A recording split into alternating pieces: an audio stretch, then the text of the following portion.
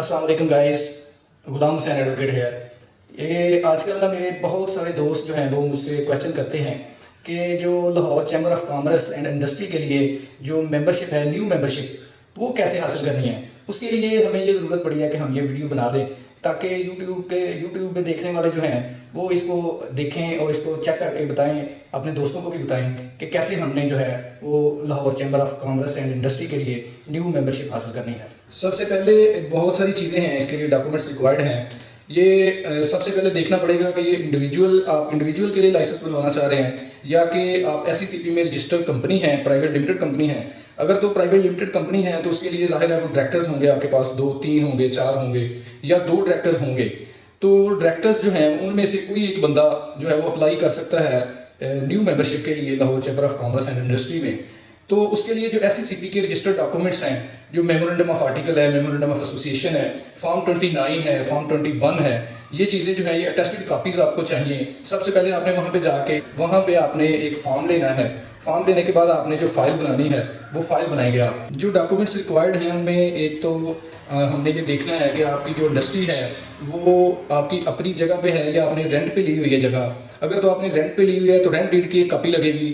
अगर तो आपकी अपनी प्लेस है तो जो रजिस्टर्ड डॉक्यूमेंट्स हैं आपके पास, रजिस्ट्री है, उसकी एक कॉपी साथ लगा दें।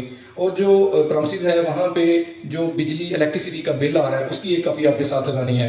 उसके अलावा जो आप FBR में रजिस्टर्ड हैं तो कंपनी की जो NTM की कॉपी है वो भी साथ लगेगी। जो डायरेक्टर्स हैं उसमें अगर आपके पास 3 डायरेक्टर्स हैं तो वो तीनों की आपने एक एक तस्वीर लगानी है और तीनों की ID कार्ड की एक एक कॉपी साथ लगेगी। 2 ऐसे लोगों की अटेस्टेशन चाहिए फॉर्म पे जो पहले ही पे मेंबर हों, Lahore chamber of commerce and industry के 2 मेंबर हों, उनकी अटेस्टेशन चाहिए।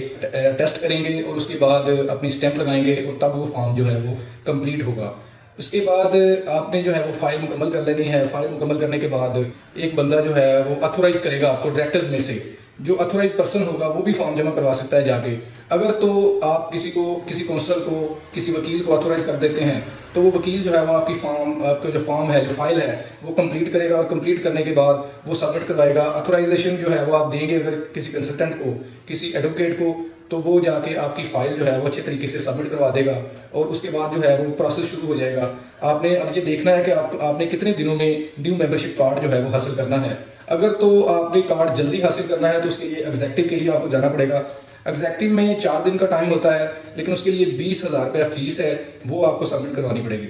जो न्यू मेंबरशिप कार्ड है उसके लिए जब आपने किसी को अथोराइज कर देना है तो वो फिर वकील या कौंसल या कंसल्टेंट की जिम्मेदारी बन जाती है कि वो आपको गाइड करे अच्छे तरीके से। देन आपने जो फीस है उसके मतलब जो है वो कंसल्टेंट से बात करनी है। जो एग्जैक्टिव कार्ड है वो 4 दिनों में आपको डिलीवर हो जाएगा, लेकिन उसके लिए 20,000 रुपया फीस है। उसके बाद 15 दिन के लिए भी कार्ड जो है न्यू मेंबरशिप कार्ड मिल जाता है, उसके लिए 15,000 रुपया फीस है लगभग। और जो 40 दिन के लिए उनका प्रोसेस है वो कार्ड जो है वो आपको मिलेगा 40 दिन में। उसकी फ़ीस जो है वो 10,000 रुपया है। ये सारी चीज़ें जब फाइल एक कंप्लीट फाइल बन जाएगी तो देन आपको जो कंसल्टेंट है जब वो आपको मशवरा देगा, उसकी राय के साथ आप चलें, वो आपको जो डॉक्यूमेंट्स हैं वो क्लियर करके देगा और आपकी जो साइन स्टैंप हैं वो लग जाएगी। उसके बाद जो तस्वीरें वगैरह हैं, पिक्चर्स वगैरह वो लगेंगी, उनके ऊपर हाफ पे आपने स्टैंप करनी है। उसके बाद एक प्रोसेस है, जो दरख्वास्त दहिंदा है, जो एप्लीकेंट है, वो एप्लीकेंट के बाद एक कंपनी का एक और डायरेक्टर है, वो जो डायरेक्टर जो है वो अटेस्टेशन करेगा, आपको वेरीफाई करेगा कि ठीक है जी ये हमारा डायरेक्टर है, ये दरख्वास्त दहिंदा है, ये उसकी जो दरख्वास्त है फिर वो एक्सेप्ट हो जाएगी। अगर वो उसको वेरीफाई कर देगा तो जो दूसरा डायरेक्टर होगा उसकी भी एक तस्वीर लगेगी। ये सारी फाइल प्रोसेस होने के बाद आपको न्यू मेंबरशिप कार्ड मिल जाएगा। ये न्यू मेंबरशिप कार्ड जो है वो 1 साल के लिए वैलिड है।